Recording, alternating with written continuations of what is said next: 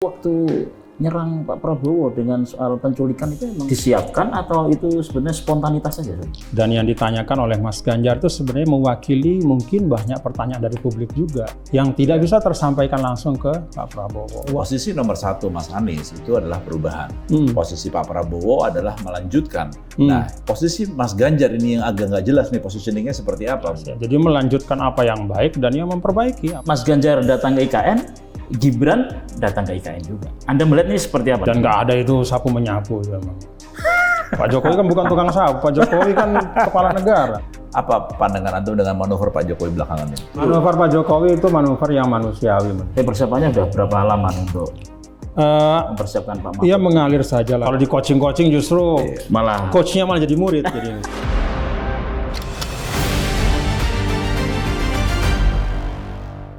Bergabung kembali dengan Info A1 bersama saya Arifin Asdad dan Saya Ipang Wahid, kita bahas isu jalanan dan isu langitan. Wah, ini isu Mas, bukan info. Wah, karena lagi rame. Iya. Gus, Ya, sebelumnya saya ingin mengklarifikasi dulu. siap. Ya. Tentang apa Mas? Pada episode sebelumnya, kalau nggak salah kan saya menyebut tuh, ya kan ada beberapa tim ses dari 03 pindah ke 02. Ya, yang saya sebut tuh ada Vicky Satari, Oh iya. ya kan, ingat kan? Iya. Dan sama Prabu Revolusi, ya. Ya. Nah, saya udah ketemu Gus, karena kita janji mau konfirmasi kan. Iya betul. Ya, saya udah ketemu dengan sudah mau komunikasi lah ya, dengan keduanya. Ya. Ya, dengan Mas Vicky saya udah kontak, tapi intinya bahwa dia membantah dan saat ini dia masih tetap sebagai tim stafsus, ya, stafsus dari Menteri Koperasi Ya, memang dan tidak boleh, MKN, kan? dan nggak boleh memang di situ. Yang kedua, Infonya A1 jadinya. iya infonya satu, ya. Terus yang kedua, nah Prabu Revolusi, Iya. saya udah kontak juga dia, Iya. tapi memang dia nggak bisa bicara banyak. Iya. Tapi kalau Prabu ini kan memang sudah kelihatan, ya tertangkap kamera Iya. bahwa Prabu ini juga bersama Gibran Mas pada Gibran. saat kunjungan ke IKN. IKN. Nah, ini udah jadi udah clear Gus. Kita konfirmasi soal itu sih. Jadi memang parade isu ini penting. Nah, menarik. sekarang ada Banyak parade isu dan blunder. parade dan blunder ya. Iya. Iya. Ini apa aja Gus? Ada Bang Zul, iya. masalah Yang tahiyat, masalah tahiyat. sholat nggak pakai amin. Amin, ya. Ada lagi Mayor Teddy. Mayor yang Teddy. menjadi Memang isu. Mayor Teddy ya. Mayor Teddy Dia kemana-mana pakai baju seperti tim ses 02. sudah dibantah sama Kapus Pen Iya. Ada dia sebetulnya adalah melekat Dia melekat juga. sebagai menhan sebetulnya, bukan sebagai Gus Miftah. capres. Gus Miftah itu amplop ya. Dianggap amplopnya Kiron dikembalikan. sama Kiron. Sama Tapi Kiron. Kiron udah membantah juga. Ya, Jadi Gus Miftah juga membantah tidak ada Betul. memberi amplop. Pak ya. Mahfud dengan perkataannya yang bahwa kalau suami korupsi karena istrinya yang Ya, itulah. ya. Jadi intinya semakin banyak isu, semakin banyak blunder. Ya, jadi emang yang menang tuh adalah yang blundernya nggak terlalu banyak sebenarnya. Nah, Gus, bagaimana debat cawapres yang akan berlangsung malam nanti, Gus? Ini menarik karena masing-masing punya keyakinan sendiri. Mas Gibran yang dianggap tidak mampu akan kita lihat bisa nggak dia membuktikan itu.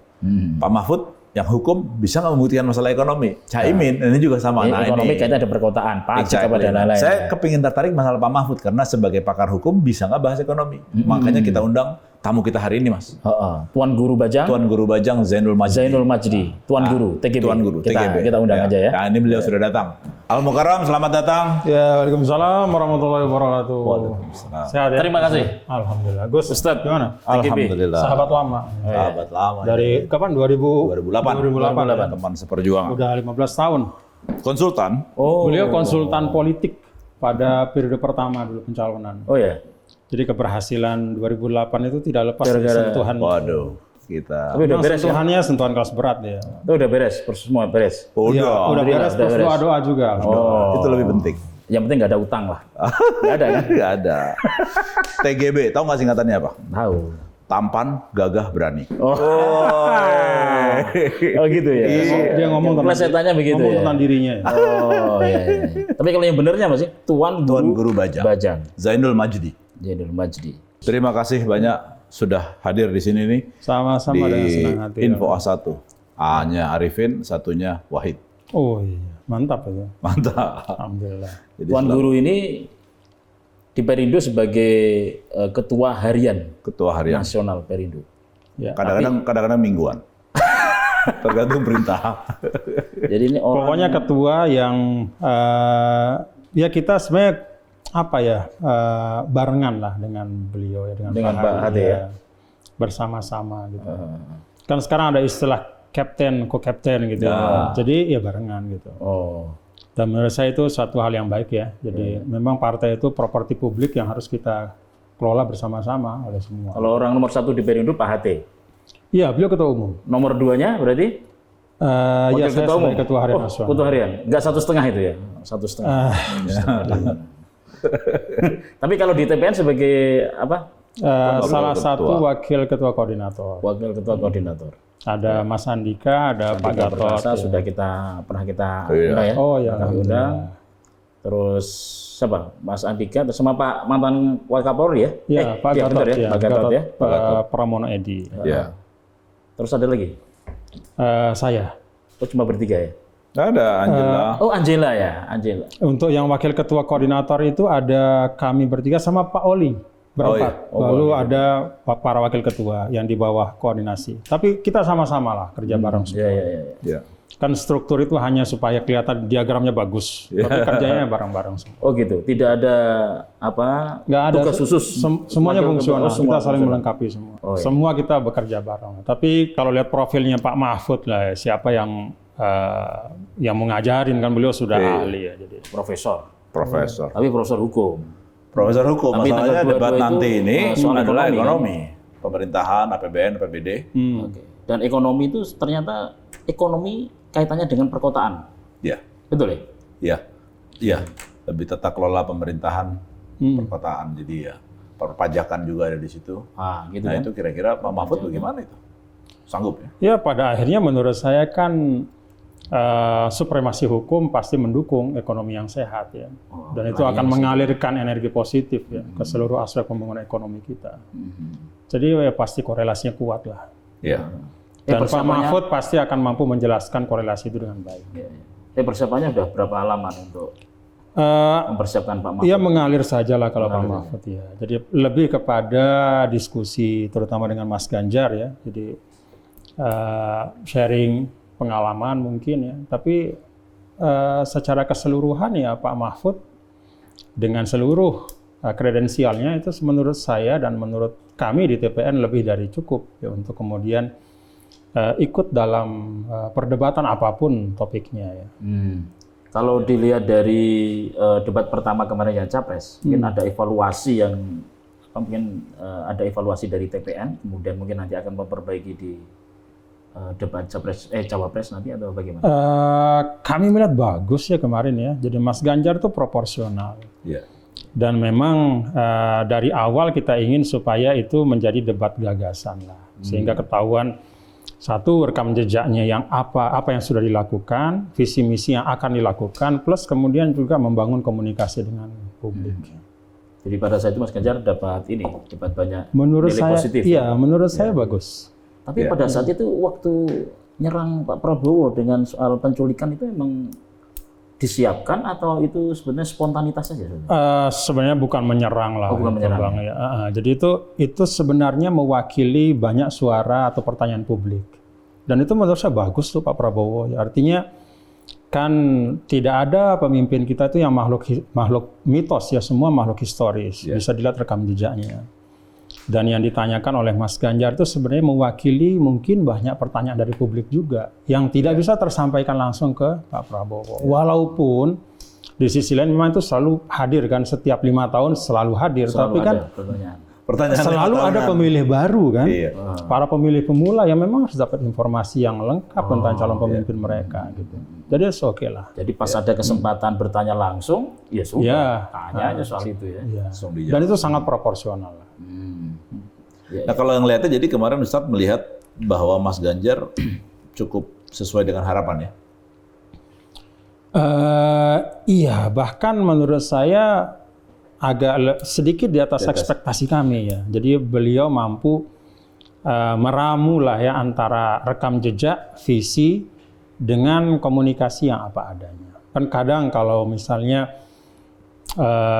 orang yang punya rekam jejak panjang, dia lebih banyak bicara tentang rekam jejaknya. Dia lupa bahwa masyarakat juga perlu tahu apa yang akan dia lakukan.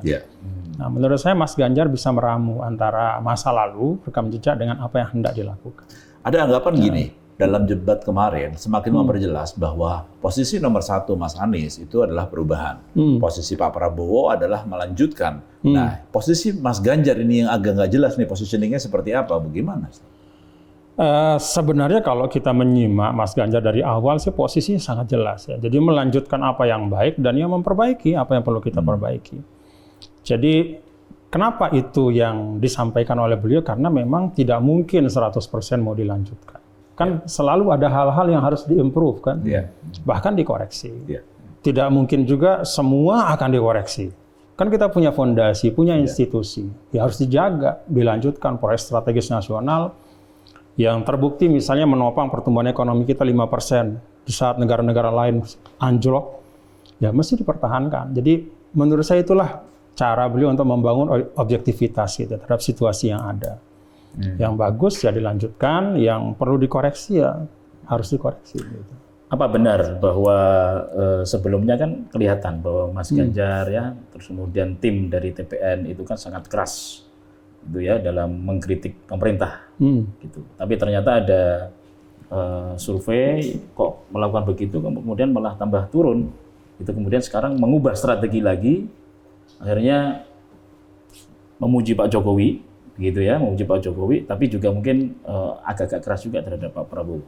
Ada yang terjadi menurut saya nih ya Bang Arifin, itu beberapa waktu terakhir memang suara kita itu relatif tertutupi oleh suara dari kekuatan sipil lah katakannya, para aktivis yang sangat kritis terhadap beberapa isu terakhir gitu. Sehingga karena suara ini sangat kencang dari para aktivis, para tokoh, yang mana sebagian besar mereka independen kan. Siapa yang bisa misalnya mengkooptasi Mas Butet misalnya, Gunawan Muhammad kan enggak. Jadi tapi karena kita memang tidak kencang ya, sehingga tertutupi oleh itu, sehingga timbul persepsi di tengah masyarakat bahwa Mas Ganjar, Pak Mahfud itu punya posisi yang sama. Padahal kalau dilihat dari rekam jejak digital beliau berdua nggak ada kok. Yang keras itu, yang sangat kritis itu ya memang masyarakat, kelompok, tokoh-tokoh yang memang selama ini kritis. Ya mereka punya independensi yang memang nggak bisa diganggu-gugat gitu. Jadi artinya memang tidak ada perubahan yang dilakukan oleh Pak Mas Ganjar ya? Setahu saya tidak ada, sampai saat ini tidak ada. Tapi kan sebelumnya Mas Ganjar aksentuasi memang naik turun ya, tetapi pada titik di mana ya persepsi itu semakin tercipta bahwa wah ternyata ini Mas Ganjar ini head to head atau face to face ya diametral Pak Jokowi. Lalu kemudian Mas Ganjar mulai menegaskan kembali, oh enggak kok, kita enggak kayak gitu. Jadi suara kemarin itu adalah suara dari kelompok-kelompok yang independen menyuarakan kritisisme mereka, menyuarakan harapan mereka, kritik mereka, dan Indonesia negara demokrasi. Beberapa minggu lalu itu kan Mas Ganjar sempat mengkritisi salah satunya tentang kinerja hukum yang nilai 5. Tapi kemudian beberapa minggu kemudian memuji-muji IKN. Itu bukan bagian daripada strategi? Bukan. Yang tentang hukum itu sebenarnya kan ditanyakan persis ya, bagaimana persepsi beliau terhadap kondisi penegakan hukum. Beliau mengatakan setelah putusan MK. Jadi memang ada pentautan yang jelas gitu bahwa menurut beliau setelah putusan MK yang itu memang kita ada masalah. Kemudian ketika bicara IKN, ya beliau menegaskan konsistensinya sebenarnya. Jadi kalau kita kan di TPN itu memang melihat bahwa salah satu legasi Pak Jokowi yang memang harus dijaga adalah Indonesia sentris. Bahwa Sabang sampai Merauke itu harus dapat treatment yang sama. Karena itu dalam kampanye hari pertama kan Mas Ganjar di Merauke, Pak Mahfud di Sabang. Itu satu sinyal yang kuat kita kirim bahwa keadilan dalam pandangan Ganjar Mahfud itu bukan hanya keadilan hukum, tapi juga keadilan di dalam seluruh aspek. Termasuk Mas Ganjar kemudian datang ke IKN. Jadi itu bagian dari mengapresiasi Indonesia sentris yang sekarang ada di pemerintahan sekarang. Mas Ganjar kan mengklaim sebagai capres pertama yang datang ke IKN. Itu kira-kira memang punya pengaruh besar terhadap elektabilitas? Menurut saya itu penegasan sikap. Penegasan sikap supaya clear juga gitu bahwa Mas Ganjar tidak hendak diametral dengan Pak Jokowi. Wong gimana diametral? Tumbuh besar dalam rumah politik yang sama. Lalu kemudian dari sisi, kalau misalnya Pak Jokowi ini dibikinin ismenya misalnya yang gosipang, yang Jokowiisme gitu kan. Apa yang merupakan faktor paling inti Indonesia sentris? Ya Mas Ganjar di situ juga. Yeah. Kemudian hampir 10 tahun ya barengan gitu. Dan lebih dari itu juga kan beliau dalam misalnya Pak Jokowi karir politiknya dari Jakarta lalu 2 periode kan selalu Mas Ganjar bagian dari tim beliau. Ya. Jadi menurut saya sih tidak ada yang diametral antara beliau berdua. Jadi beliau sangat sebetulnya Mas Ganjar sama Pak Jokowi itu sangat dekat. Iya, sangat dekat. Bahkan kalau bisa secara personal, secara isme, ya, aliran di dalam membangun Indonesia, dan juga dari karakter. Bahkan sebetulnya bisa dikatakan bahwa Mas Ganjar itu lebih dekat kepada Jokowi ya dibandingkan kalau Prabowo dengan Jokowi, gitu kan sebetulnya kan? Iya, kalau dilihat dari rekam jejak seperti itu. Historinya seperti itu. Sebetulnya seperti itu. Nah, cuman kan kita tidak bisa menafikan bahwa hadirnya Mas Gibran itu akan mengambil suara Pak Jokowi yang tadinya ada di PDIP misalnya atau di Pilpres sebelumnya. Nah, bagaimana langkah dari TPN sendiri untuk menyikapi supaya tidak tergerus terlalu banyak ke Mas Gibran? Yang tertinggi dalam politik itu kan fakta politik, dan itulah fakta politiknya. Mas Gibran bersama Pak Prabowo. We have to deal with it.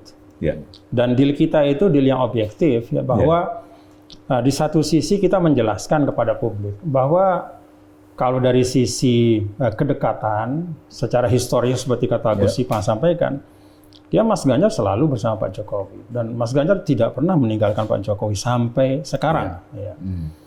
Itu satu. Lalu yang kedua, di dalam visi misi kalau kita baca ya, saya tidak pernah baca visi misi paslon 1 dan 2 secara detail, tapi kalau baca paslon 3 itu mainstreamnya adalah mainstream untuk melanjutkan dengan improvement dan percepatan, gitu loh.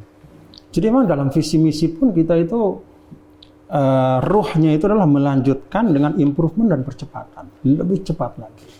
Jadi itu yang kedua. Lalu yang ketiga, menurut saya adalah upaya-upaya yang kita lakukan baik melalui partai maupun melalui relawan, ya untuk menjaga dan memperbesar basis konstituen kita. Dan saya sih optimis ya, karena kalau kita lihat data-data yang ada sebenarnya kan ruang untuk terjadi kompetisi yang setara itu ada. Ya, secara statistik ya, secara hitung-hitungan itu ada. Dan ya kita optimis. Ustadz, saya mau nanya, ini kan kita melihat bahwa Mas Ganjar ini tadi seperti dibilang mau percepatan. Nah, dalam politik ini kan visi misi satu hal, tapi mengkomunikasikan visi misi itu adalah hal lain. Kenapa tidak stick di area situ, percepatan atau apa? Jadi biar bisa publik tahu bahwa inilah sebenarnya core yang kita kejar. Soundbite-nya sih sudah disampaikan berulang kali ya tentang percepatan itu. Lebih cepat gitu ya. Lebih cepat, lebih baik. Itu mengingatkan Pak Jika dulu ya. Jadi percepatan itu sudah disampaikan berulang kali, tapi kita tahulah kan ya, terkadang publik lebih suka mengkonsumsi ya soundbite yang beda gitu, yang lain gitu. Mungkin yang lebih yang lebih bisa memancing perdebatan publik gitu ya. Itu saya sudah disampaikan dan itu berulang kali dan bahkan ada di visi misi. Nah sekarang seperti apa? Sekarang elektabilitas sekarang Mas Ganjar, Pak Mahfud ini benar nggak sesuai yang disampaikan di survei-survei sekarang turun? Atau survei internalnya di TPN seperti apa? Pasca debat Ganjar Mahfud rebound. Oh ya? Iya. Oh jadi pasca debat punya pengaruh Ganjar besar Mahfud ya? Rebound. Ada pengaruhnya. Ada pengaruhnya? Dan kita punya hitung-hitungan kalau rebound itu dalam irama yang sekarang itu bisa sama atau slightly lebih dibanding pasangan yang dianggap paling tinggi elektabilitasnya hari ini. Jadi nanti menurut saya sih rilis-rilis yang akan datang itu juga akan menunjukkan hal seperti itu. Kalau internal kita seperti itu. Ganjar Mahfud itu rebound. Jadi sekarang rebound itu artinya kalau survei internalnya TPN artinya bahwa Mas Ganjar sudah di atas Anies ya? Tidak di bawah, masih di atas jauh, di atas Anies. Lumayan jauh. Lumayan jauh. Tapi selisih dengan Pak Prabowo cukup tinggi atau semakin mengecil? Semakin mengecil. Ya. Semakin mengecil. Ustadz, ini kalau ada 2 putaran dan misalnya Mas Ganjar akan berhadapan dengan Pak Prabowo di putaran kedua, bagaimana mendapatkan suara dari paslon nomor 1? Sementara kita tahu merah ini PDIP dan kawan-kawan ini agak sulit berhubungan dengan teman-teman dari PKS atau yang mana itu, yang dianggap kanan lah. Ya, saya pikir kan pertama komunikasi politik ya. Jadi selalu kan segala sesuatu bisa dibicarakan. Dalam konteks yang positif loh ya, Bang. Ya. Artinya ya ini kan mengelola Indonesia bersama-sama. Jadi apa-apa titik temu menurut saya sih masih sangat terbuka lah, termasuk dengan pasangan 01. Itu yang pertama. Yang kedua, sebenarnya kami juga melihat ya dalam posisi yang paling katakanlah paling minim ya, itu ternyata pasangan yang mendapatkan dukungan publik terbesar ya, itu relatif stagnan. Yeah. Ya, relatif stagnan dan ada semacam apa ya, ada kayak plafon gitu, nggak bisa ditembus. Oh, iya. Nggak bisa naik. Iya, jadi dan itu berada pada kisaran hanya 40%. Artinya ada 60% yang resisten sebenarnya. Dan itu menurut saya bisa dikonsolidasikan untuk bersama-sama berikhtiar. Gitu. Jadi kalau ada paslon yang mengklaim bahwa Pilpres 2024 itu hanya 1 putaran, itu Anda yakin ya, Pak Tuan Guru ya? Ya, semua pihak kan ingin untuk membangun persepsi yang baik ya, termasuk bagian dari Saywar lah ya, bagaimana membangun supaya barisan kita ini semangat gitu. Tapi dalam bacaan-bacaan seluruh data yang ada, termasuk hasil-hasil survei, kemudian juga kita crawling dari big data, dari semua data-data medsos segala macam, justru itu semakin jauh kemungkinan itu. Jadi akan terjadi 2 putaran dan akan menarik, insya Allah. Ya. Yeah. Kalau saya perhatikan, ya rivalitas mungkin ya antara paslon ini kan semakin tajam ya. Termasuk mungkin kalau bisa publik melihat nih seperti Pak Jokowi terhadap Mas Ganjar. Misalnya, ya Mas Ganjar waktu itu datang pertama. Silakan Bidong. Waktu itu Mas Ganjar datang ke Papua, ya kan? Pada saat pengajian pertama. Kemudian Mas Ganjar datang juga ke NTT. Pada saat itu pula Pak Jokowi datang ke Papua. Pak Jokowi juga datang ke NTT. Ke Jawa Tengah kemudian juga? Ya, ke Jawa Tengah juga sama. Kemudian Mas Ganjar datang ke IKN, Gibran datang ke IKN juga. Gitu. Anda melihat ini seperti apa nih, Tuan Guru nih? Memang ada strategi dari sana memang untuk menggembosi Pak Ganjar yang begitu datang habisin istilahnya disapu lagi gitu. Anda melihat itu ya? Sapu menyapu? Sapu menyapu. Enggak lah. Enggak ya. Enggak. Jadi pertama sekali lagi kan Mas Ganjar itu tidak berhadapan sama Pak Jokowi. Kan Pak Jokowi akan berakhir tahun depan bulan Oktober. Jadi beliau berhadapan dengan Pak Prabowo dan Mas Anies dalam kompetisi yang sehat insya Allah. Itu yang pertama. Yang kedua, Pak Jokowi sebagai kepala negara dan kepala pemerintahan itu kan secara verbal menyampaikan bahwa beliau memerintahkan semua perangkat untuk netral. Sehingga yang menurut saya kalau ada yang nggak netral ya itu melecehkan kepala negara juga sebenarnya. Karena Pak Jokowi sudah memerintahkan secara verbal. Lalu terkait dengan kunjungan, itu sebenarnya kan kunjungan kerja. Ya, kalau dilihat. Dan sudah lama juga. Ya, kunjungan kerja, lalu yang dilakukan oleh Pak Jokowi itu kan, kalau nggak meresmikan proyek, itu kan melakukan program populis. Dan itu 2 hal yang juga nanti Mas Ganjar akan lanjutkan. Proyek-proyek strategis, kemudian program-program populis seperti bansos dan yang lain-lain. PKH semua itu pasti akan diakselerasi. Jadi kita melihat positifnya aja. Dan justru kalau dibaca terbalik ya, dari sisi yang lain itu adalah itu adalah bukti keselarasan sebenarnya. Karena Mas Ganjar ketika datang sebelum Pak Jokowi datang itu juga menyuarakan hal yang sama. Kami akan meneruskan program-program strategis yang ada dan kami akan memperkuat program-program yang terkait dengan penguatan jaring pengaman ekonomi untuk masyarakat bawah. Jadi apa yang dilakukan oleh Pak Jokowi? Jadi Mas Ganjar datang memverbalkan, datang Pak Jokowi kemudian menunjukkan program ini memang sedang artinya bahwa apa yang dilakukan Pak Jokowi kemudian datang ke tempat-tempat yang di ya Jokowiismenya ada pada Mas Ganjar. Artinya sebenarnya malah menguntungkan Mas Ganjar. Bisa dibaca seperti itu. Jadi kami tidak berpikir panjang-panjang, rumit-rumit, ya kita melihat bahwa ini hal yang positif lah. Dan nggak ada itu sapu menyapu itu emang. Pak Jokowi kan bukan tukang sapu, Pak Jokowi kan kepala negara. Wah, ini menarik nih. Iya, Pak Jokowi kepala negara dan beliau menurut saya sih gini, akan mesti kita juga objektif sama beliau. Kalau seluruh kinerjanya jangan lalu kemudian serta-merta dinafikan, karena ada satu dinamika politik 1 tahun terakhir. Itu nggak objektif, nggak boleh. Kalau terkait dengan netralitas tadi yang disampaikan oleh Tuan Guru, ya. Tuan Guru yakin bahwa memang pemilu 2024 ini akan berlangsung dengan fair, ya, tidak ada intervensi dari katakanlah dari aparat, dari alat negara, gitu. Beliau ini punya lembaga namanya FAS, Fatonah Amanah Sidik Tablik. Faskom. Ya. Yang ketiga itu sidik. Sidik itu keselarasan antara ucapan dengan perbuatan.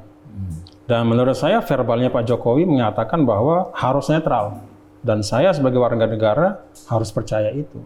Dan kita semua harus percaya itu. Dan Pak Jokowi juga punya kepentingan untuk ucapan beliau juga bisa dipercaya. Karena itu ada timbal balik hubungan di sini. Kalau politikus yang Ustadz begini, diplomatisnya tuh mantap. Kan antum yang ngajarin. Faskom. Saya pikir Fas itu bahasa Inggris apa? Fatonah Amanah Sidik Tablik. Tapi nih Tuan Guru ya sama Gus Ipang. Pak Andika itu pernah menyampaikan juga bahwa beliau pernah juga semacam diintervensi saat menjadi Panglima TNI. Kemudian kapan itu? Ada. Oh, ada. Kemudian Pak Mas Ganjar ya waktu hadirkan di Info 1 juga bilang bahwa sebetulnya Pak Jokowi ini sudah berubah gitu. Yang berubah itu Pak Jokowi gitu ya. Kalau kata Mas Ganjar yang berubah itu saya nggak berubah gitu. Gimana tanggapannya Tuan Guru? Ya kan dawamul hal minal muhal ya. Artinya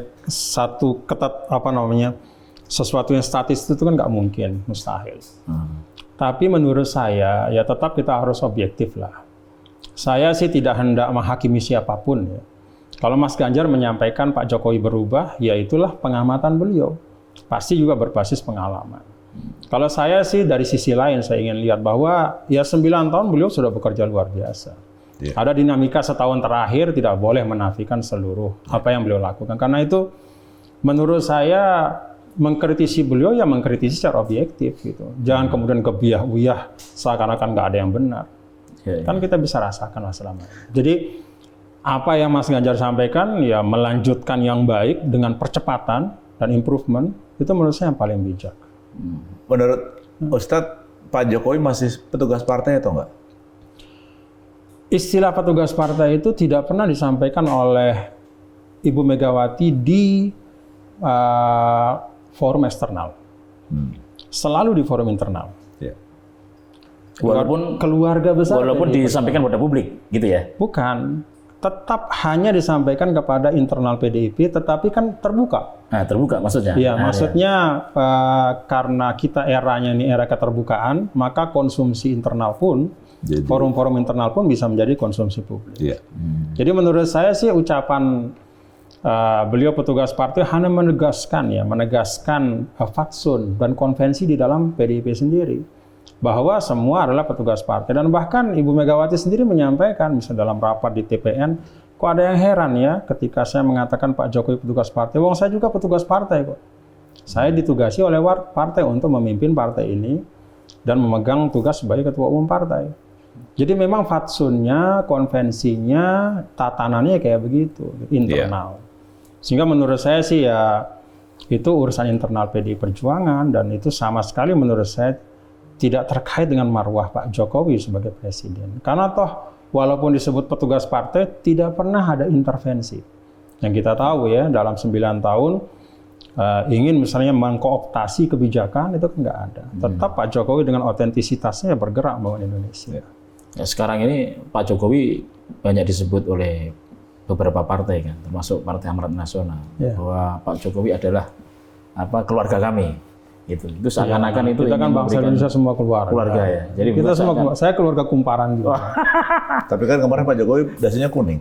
Itu dia. Nah itu makanya itu mempertegas kita semua berkeluarga. Iya. Bukan memperlihatkan bahwa Jokowi ini akhirnya sudah bukan merah. Bukan begitu ya. Enggak lah. Saya pikir Pak Jokowi punya instrumen yang bisa dipakai ya kalau beliau ingin menegaskan itu. Kan beliau bisa menyampaikan secara verbal. Tapi tidak, itu artinya ya belum ada itu. Ya.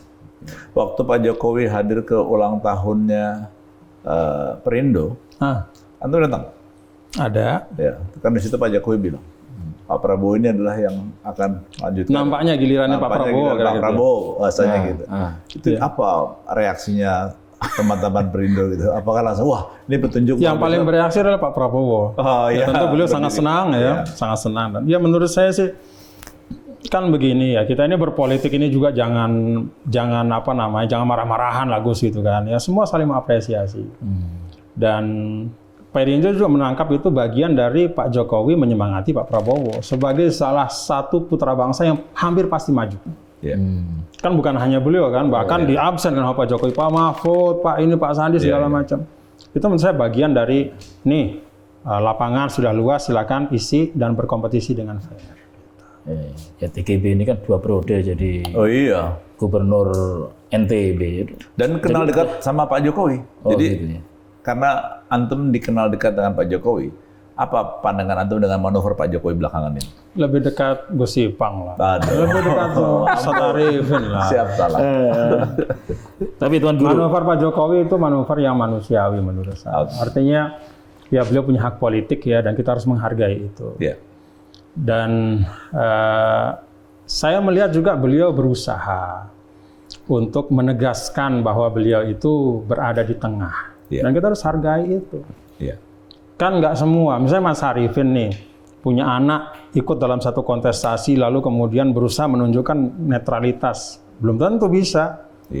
Bahkan bisa, bahkan bisa langsung, apa istilahnya, habis-habisan dan nggak peduli mau dilihat sama siapapun, yang penting gitu.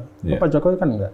Jadi menurut saya ada bagian-bagian yang juga kita harus apresiasi, beliau menahan diri. Jadi Tuan Guru ini selalu melihat dari sisi positif ini. Iya dong. Husnuzon. Husnuzon kan. Jadi dalam politik nggak perlu suudzon. Betul. Jadi termasuk suara di NTB, antum juga positif melihatnya bahwa suara Mas Ganjar. Kalau untuk Perindo, alhamdulillah. Untuk Mas Ganjar, kita do our best, insya Allah. Apa? Do our best. Kita berusaha, berusaha insya Allah. Do our best. Dan saya lihat jadi begini kan, semakin ada masih hampir 2 bulan, saya melihat dengan debat, dengan datangnya beliau ke daerah-daerah itu semakin mendekatkan ya beliau dengan masyarakat dan semakin membuka mata gitu bahwa beliau bawa gagasan seperti ini. Nah itu bagus. Kalau untuk NTB itu berkorelasi sangat positif dengan terpilihan beliau juga. Iya. Oke. Karena nanti Kiai Mahfud juga mau datang ke NTB. Wah. Kalau kita di NTB itu sebutannya Kiai Mahfud. Iya. Beliau juga punya populariti sendiri di situ dan Prof Mahfud. Ya, kita semuanya Kiai Mahfud. Kalau di NTB Kiai. Iya.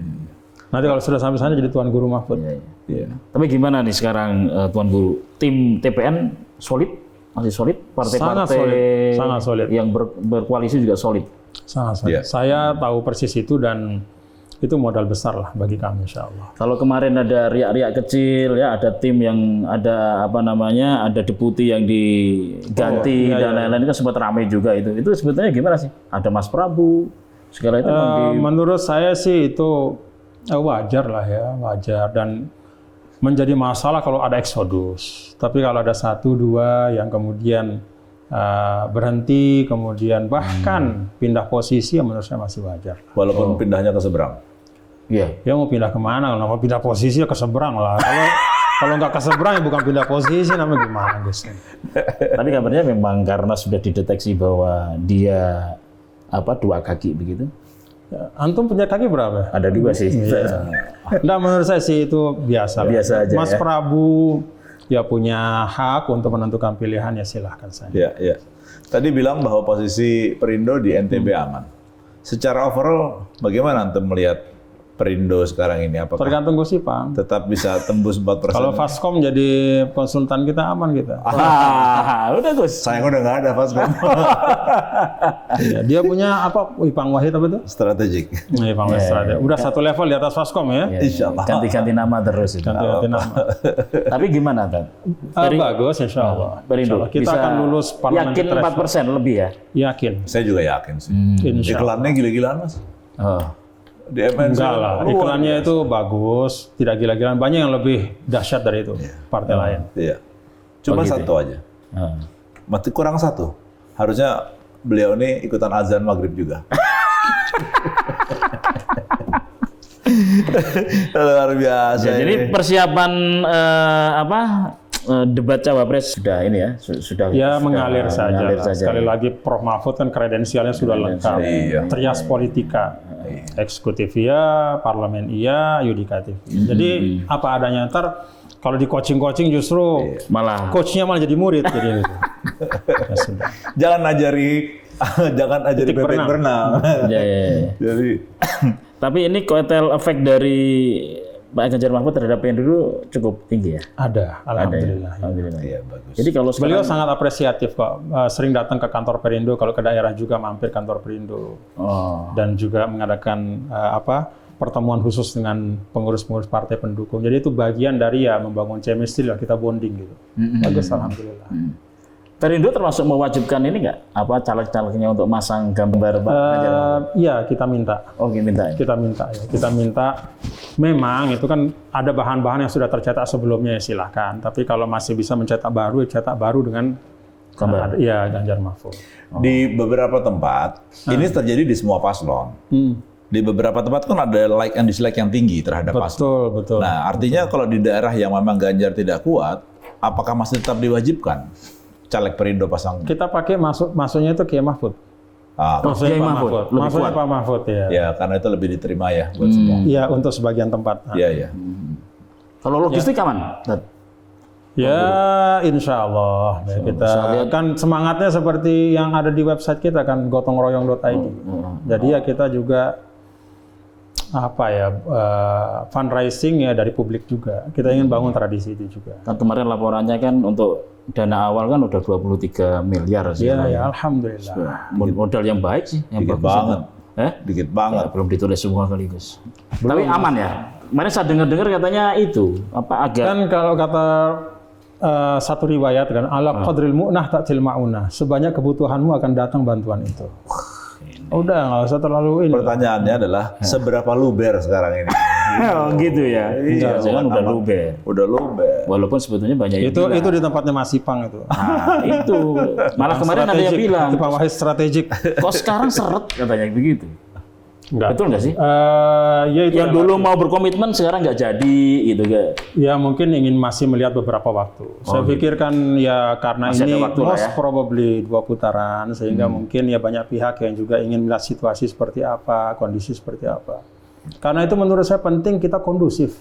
Karena kalau sudah kondusif itu semua akan terbantu. Betul. Dan akhirnya pasti akan jadi husnul khotimah, happy ending. Iya. Terus menarik ini dengan Luar biasa. Tuan Guru nih. Dalam berpolitik itu kalau model seperti TGB ini, Tuan Guru ini aman, damai kan semua. semua gitu. Saya tuh kepengen sebenarnya gubernur boleh 3 periode supaya besok beliau bisa lagi. 3 periode lagi disebut. Gubernur 2 periode harusnya itu menjadi modal yang bagus untuk capres atau cawapres. Betul. Oh iya. Kita yang menjadi hamba Allah yang selamat dunia akhirat. Masih muda kan beliau ini kan. Jadi- Dari 2029 masih terbuka. Menteri lah. 2024 kan jelas. Ya. Kalau 2029 sepertinya. Aman ya? Gimana Gus? Alhamdulillah. Ini kita nggak keras tuh, durasi udah habis katanya tuh. Nggak Iya, keras. Kalau ngomong sama antum nih kita mesti ke sana Lombok Timur makan durian. Durian enak banget. Iya. Enggak, belum pernah nyoba kikil. Wah. Saya kikil belum pernah, tapi kalau Kikil, durian bisa. enggak, ini kikil bukan kayak kikil yang biasa. Oh. Ini kikil masakan bibi di umi saya. Oh gitu. Udah 40 tahun masa dia. Kapan nanti kita Hanya bisa Gus bareng? Ipang. Oh enak. Kita bisa bareng kapan? Mau sibuk terus sekarang? Enggak, kapan-kapan. Tuan Pak. Guru? Yang pernah makan kikil itu ada 3 orang saja di rumah. Namanya Gus Ipang, Sandi, sama Pak Luhut. Oh gitu. Wah, Jadi yang pernah makan kikil. Saya terhormat bener. Kiai Mahfud nanti ke sana harusnya makan kikil dong. Iya, tergantung beliau berkenan apa enggak. kan cawapres ya. Kita nggak berani maksa. Ngomong tadi disebut Sandi, gimana suasana kebatinannya Mas Sandi sekarang? Ya antum yang sohibnya gimana? Nggak, tapi masih Nah ini saya sebenarnya dia harus bertanggung jawab sama Sandi. Karena yang konsultan politik itu dia. Jadi dibiarkan sahabatnya sampai akhirnya dikotakkan begitu. Itu tega ini. wah tega banget Gus. Tapi kan kotaknya bukan kotak duren. Ada lubangnya banyak. Oke, Mas, terima kasih banyak waktunya, luar biasa. Kalau ngomong beliau nggak akan habis ini kita. Terima kasih. Semoga sukses, manfaat. Amin, amin. Barokah. Ya, pilpres sementara persahabatan selamanya. Gitu. Wah luar biasa. Pilpres sementara persahabatan semuanya. Syukran. Sama-sama. Tuan Guru. Sama-sama.